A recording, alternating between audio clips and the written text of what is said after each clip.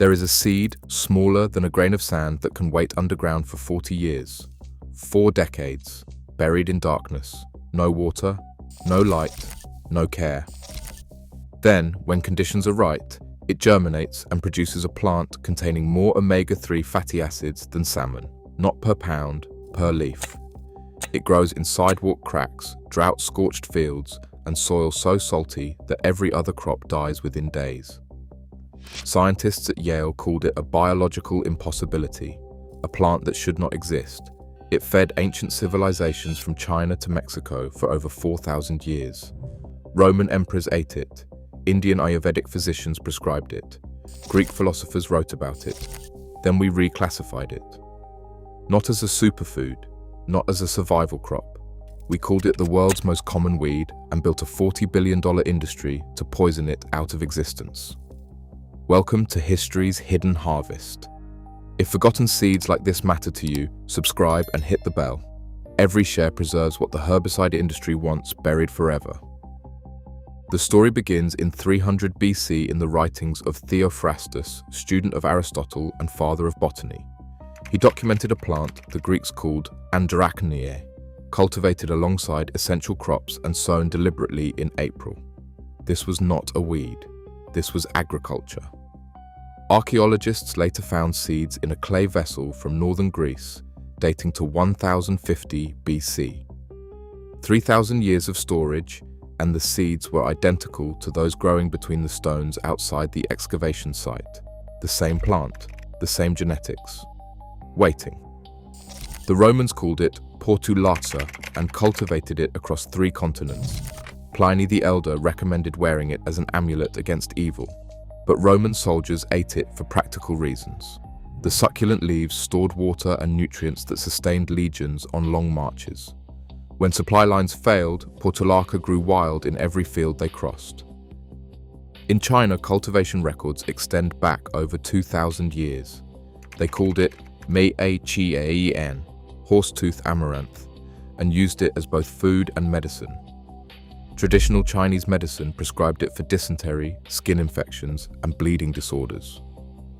When researchers tested these claims 2 millennia later, they discovered the plant contains antibacterial compounds that modern science is only beginning to understand. But the plant's reach extends beyond the old world.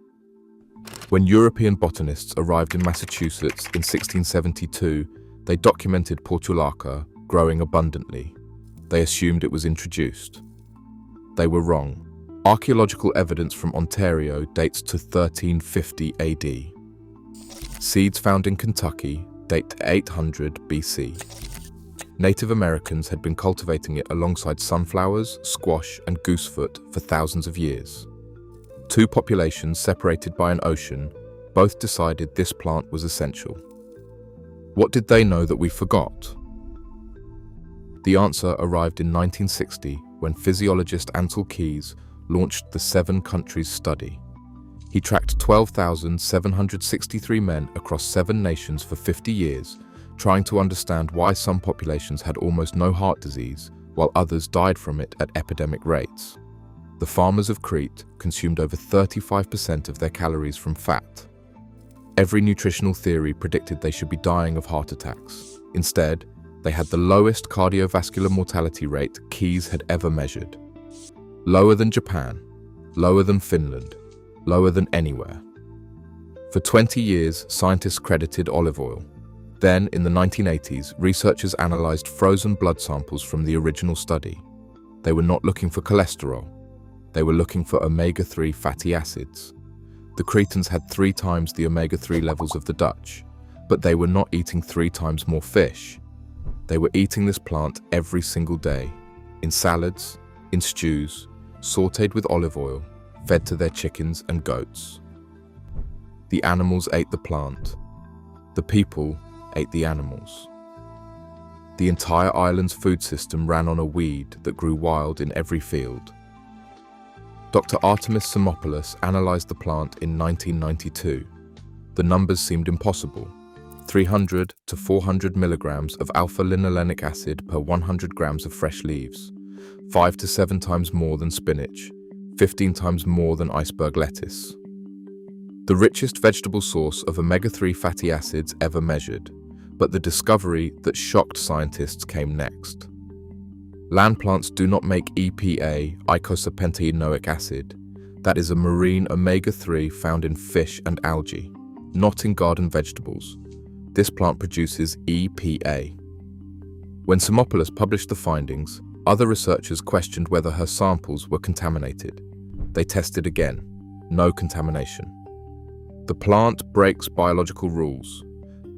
This is purslane, Portulaca oleracea, the weed in your driveway that outperforms salmon. In 2022, Dr. Erica Edwards and her team at Yale published findings in Science Advances that rewrote what we thought possible in photosynthesis. Most plants use C3 photosynthesis. Corn and sugarcane evolved. C4 for high temperatures. Desert plants use CAM photosynthesis, opening pores at night to conserve water but growing slowly. Scientists knew purslane could do both C4 and CAM. They assumed the systems operated in separate parts of the leaf. Edwards mapped gene expression across purslane cells and discovered both systems operating in the same cells at the same time. C4 during the day for rapid growth. CAM at night for drought survival. The products of CAM reactions feed directly into C4 pathways. She called it a superplant. No other species on Earth does this. The same enzymes perform different jobs at different times in the same cellular space. Purslane survives on 1/5 the water corn requires. It grows in soil so salty that most crops die in days. It tolerates heat that shuts down photosynthesis in soybeans. And those seeds. Each plant produces 200,000 of them. Each seed remains viable in soil for up to 40 years. Waiting. The moment you disturb that soil, they germinate. You cannot eradicate patience that outlasts human memory. The herbicide industry declared we are war anyway. The global herbicide market hit $40 billion in 2024.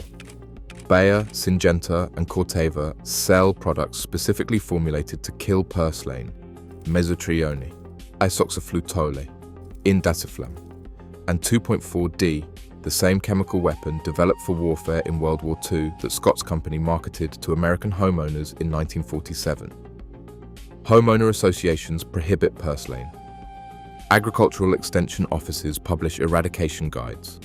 The entire infrastructure of modern horticulture treats purslane like an invasive enemy, not because it damages ecosystems, because it cannot be controlled. You cannot patent purslane. It has been reproducing freely for 4,000 years and will continue regardless of what anyone does.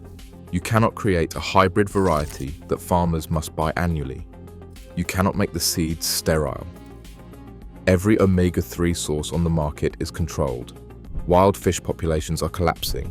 Farmed salmon requires massive infrastructure. Flaxseed oil goes rancid. Fish oil supplements cost $20 a bottle. Purslane grows for free in every climate zone where humans live. The Lion Diet Heart Study tested whether the Cretan diet could save lives. 605 heart attack survivors were split into two groups.